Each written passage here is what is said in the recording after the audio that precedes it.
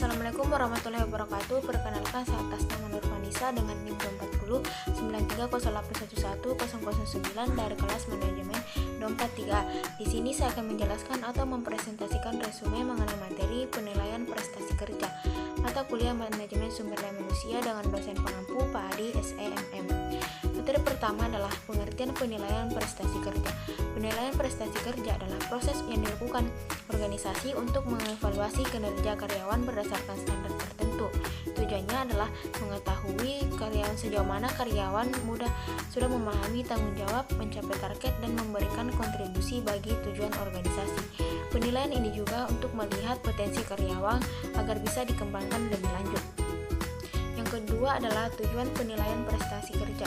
Terdapat 3 tujuan utama dalam penilaian prestasi kerja. Yang pertama, tujuan administratif, digunakan sebagai dasar untuk berbagai keputusan penting seperti promosi jabatan, mutasi atau rotasi, penentuan gaji atau bonus, serta penghargaan.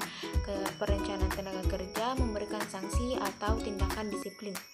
Yang kedua, tujuan pengembangan melalui penilaian perusahaan dapat mengetahui kebutuhan pelatihan, mengidentifikasi kekuatan dan kelemahan karyawan, menyusun rencana karir, dan memberikan feedback yang membangun. Yang ketiga, tujuan organisasional. Untuk memastikan setiap individu bekerja sesuai dengan visi dan misi dan strategi perusahaan. Ketiga, manfaat penilaian prestasi kerja bagi organisasi. Yang pertama, evaluasi kinerja dilakukan lebih objektif, produktivitas meningkat, menguatkan budaya kerja berbasis kinerja, dan mengurangi konflik karena prosesnya jelas dan transparan.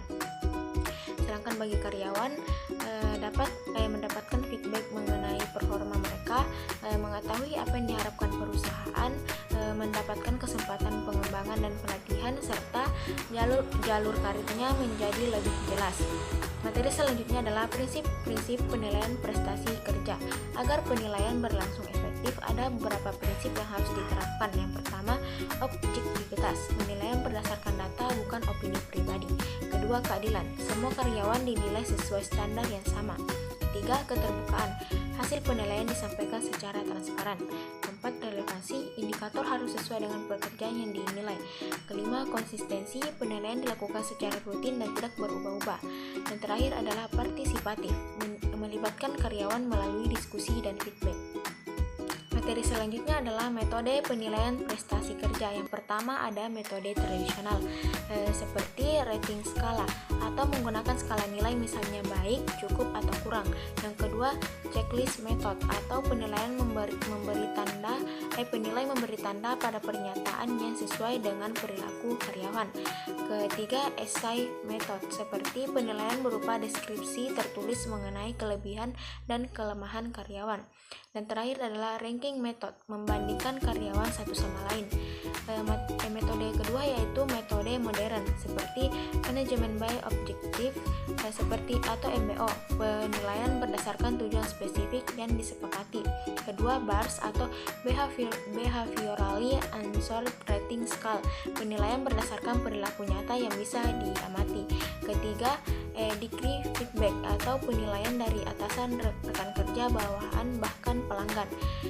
Dan yang terakhir adalah assessment center, menggunakan simulasi, tes, dan latihan untuk mengukur kompetensi karyawan. Materi keenam adalah proses penilaian prestasi kerja. Proses penilaian dilakukan melalui beberapa langkah. Yang pertama adalah menetapkan standar kerja dan indikator, harus SMART. Kedua, mengkomunikasikan standar kepada karyawan agar mereka tahu apa yang diharapkan. Ketiga, mengukur kinerja nyata melalui observasi dan data. Keempat, membandingkan hasil dengan standar. Dan kelima, memberikan umpan balik secara objektif dan konstruktif.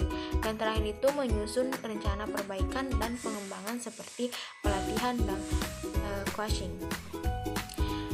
Selanjutnya adalah faktor dan tantangan dalam penilaian prestasi kerja. Beberapa faktor yang mempengaruhi penilaian antara lain kemampuan penilai, hubungan interpersonal, sistem penilaian, budaya organisasi, dan motivasi karyawan. Tantangan utamanya adalah biasanya itu seperti penilaian, kurangnya keterampilan penilai, standar yang tidak jelas, serta karyawan yang sulit menerima feedback.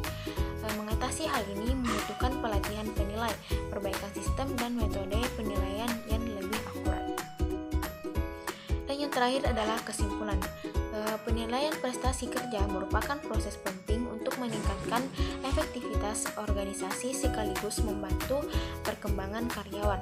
Dengan metode yang tepat, standar yang jelas, dan proses objektif, penilaian dapat menjadi alat strategis untuk membangun budaya kerja yang produktif, adil, dan berorientasi pada hasil.